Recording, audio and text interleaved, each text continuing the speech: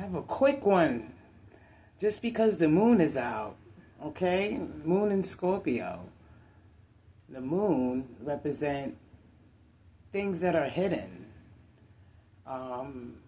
It also represents shadow at times. It represents awareness because we become aware of the things that we might not have otherwise been aware of. Once we become aware of it, then we decide what we want to do with it. I've only incorporated the solar plexus energy because I started writing some cards on the solar plexus. This one seemed to be the one to jump out. I haven't finished writing them, but solar plexus energy is related to one's metabolism, self-control, personal responsibility, personal authority, one and the same, but it carries two different energies, responsibility and authority, okay? Desire of power, inner balance is required with those that are in a particular authority to make decisions for other people's lives, okay? So what I'm saying is the moon in its many phases gives off particular energies. Sometimes it's the letting go of things, and other times it's the renewal, rebirth, and it all depends on your interpretation. To be honest, we all can learn a little bit more, including myself. I always like to point out that if somebody thinks they know everything, then they're the foolish one.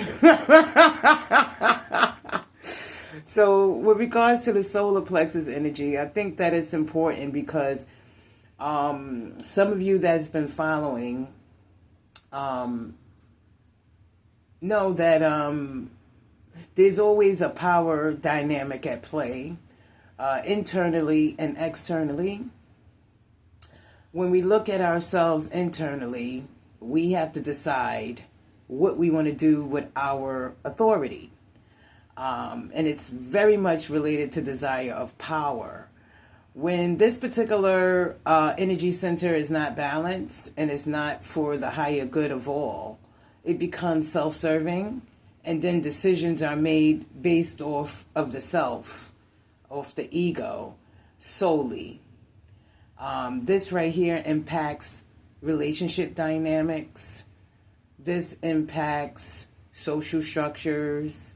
This impacts institutions, governmental structures, in various capacities. We see this play out in so many different ways, including the universal law of correspondence, okay, how we choose to communicate with each other versus not, how we choose to exercise our authority once we've been given the position or energy to make decisions about ourselves and others. The inner balance is something that needs to be addressed on a daily basis. The metabolism is heavily equated to this.